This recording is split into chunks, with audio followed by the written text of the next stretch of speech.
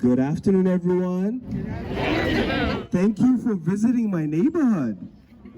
Thank you for listening to our stories. So my name again is Walied Khogali Ali. I serve on the Regent Park Neighborhood Association. I'm the co-chair of the Regent Park Social Development Plan. So I want you to look that up. I am also the resident co-chair of the Community Benefits Oversight Working Group. I serve on many advisory committees and boards. One of the most prominent ones is the Confronting Anti-Black Racism Advisory Committee for the City of Toronto. And I'm going to quickly talk about housing affordability, but I also want to refer you folks to a QR code in your program. So if everyone could open, I hope everyone can hear me. Hello? Hello? Yes? Excellent. If you could just open your program, there's a QR code, and I want you to scan that and go to that link because it tells a story of an important appeal for phases 4 and 5, and I won't have time to speak to that, okay? We moved to Regent Park about 20 years ago, and I used to live on the street, so Bartholomew Street, right? Before all this buildings went up, you know, when we had 100% social housing community.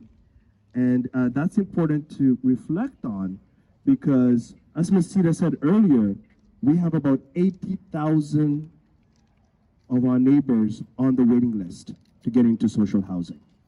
And I want you to remember that it was 100% social housing, and guess what? Now it's 30% social housing. I hope this, I'll speak loudly if you can hear me. This is now 30% social housing and 70% market. And I'm going to quickly share some stats that you could probably engage with me while we have our Q&A.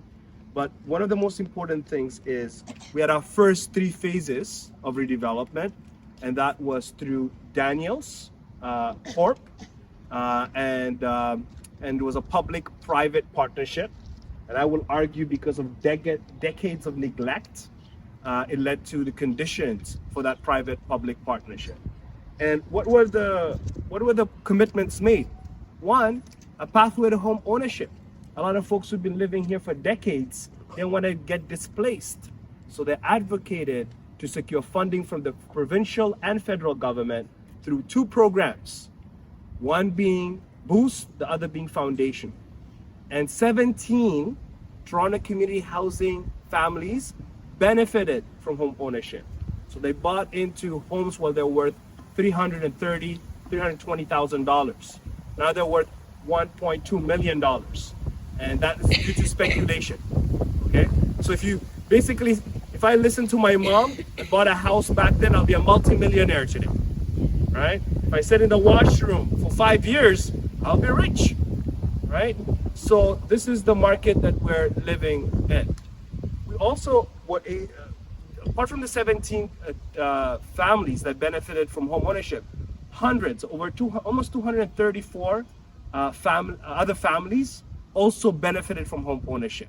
And that's important to reflect on because we did not prepare residents for home ownership, right? Those that qualified for mortgage, those that knew about this program, whether they were connected to the city or the developers, benefited from that arrangement. And by the way, those programs still exist, but they're suspended, and we're trying to bring them back. Another thing is we had 33 residents get access to good jobs during phases 1 to 3, right? Which is not much. So we're trying to improve on phases 4 and 5. So the QR code that is in your program is going to tell you a story about how we as a community came together to appeal a very stupid decision that was made at City Council last year. And the decision was to designate 80% of market as affordable housing. Who believes 80% of market is affordable? Put your hand up. Who wants to pay over $3,000 for 1 bedroom? Who believes that you have to earn over $90,000 to be able to access affordable housing? And I want to caution all of you, please stop using the term deeply affordable. Deeply affordable is a term coined up by developers. There is one definition of affordable housing, and it's based on income. You all heard rent geared to income. right? It's no more than 30% of your household income is what we as a city have defined collectively as affordable housing. Okay, so that's very important to remember. The last thing that I'm gonna say is this community is resilient. Residents came together and we actually advocated for investments. And one important investment for you to note is the social development plan. And we secured $2.5 million for 5 years. So $500,000 per year. And in 2023, we actually celebrated a milestone in our community. We had 0 gun-related deaths in Regent Park. Wow. That's never happened. No one's applauding. Right?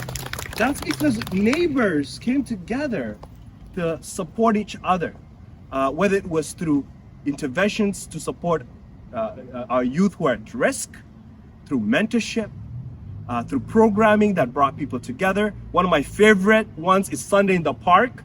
I hope you join us next year.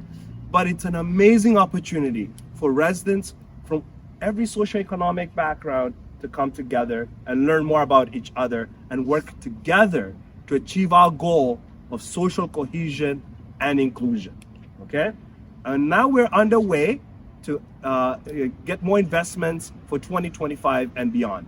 The last thing I'm going to say before we move on to the Q&A is this community actually was able to secure $26.8 million in community benefits from Tridel and TCHC. Wow. And that's because we knew, everyone's clapping? It's great. That's because we knew they were making so much money out of the land that they were developing. And we wanted to make sure there was investments made in our community. So I'm gonna leave the rest of my remarks to the Q&A, and I look forward to your questions. And thank you once again for being in Regent Park, a neighborhood I love so much.